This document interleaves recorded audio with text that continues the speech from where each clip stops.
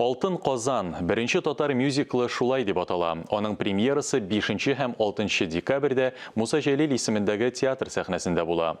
Мюзикл «Үзгәреш җиле» 5 фестивале программасына кертелгән. Исегезгә төшерәбез «Үзгәреш җиле» фестивале президент Рөстәм Миңнеханов инициативасы белән 2016 елдан бирле оештырыла. Бу юлы тамашачыларны ниләр көтә?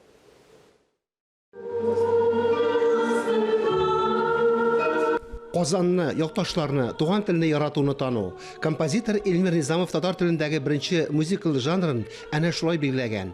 Алтын Qozan. Әсәрнең исемендә үк халкыбызның күп гасырлык бай тарихи мирасының балкышы чагыла. Яшь композитор өчен аның әсәре опера театрында куелу үзенә бик зур бәхет. Чөнки аның турында бөтен композитор хыяллана. Ә син яшь булганда ул тагын да кызыграк, тагын да кадерлерәк һәм ул сине киләчәк яңа әсәрләргә илһамландыра.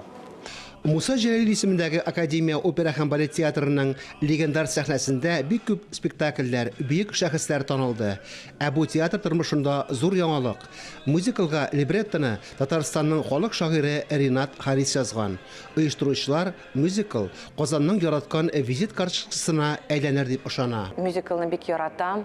Монда булган вакыйга ул әлбәттә тарихи вакыйга. Коллегаларым Артур Исламов, Айдар Сулейманов, Филюс Кахиров, Алина Шарипжанова, Ирик Фаттахов, Айдар Нургаянов, стрит-джаз коллективы белән, режиссерларыбыз белән, музыкантларыбыз белән бөтенебез бергә бу театрда тарихи вакыйганы эшлибез.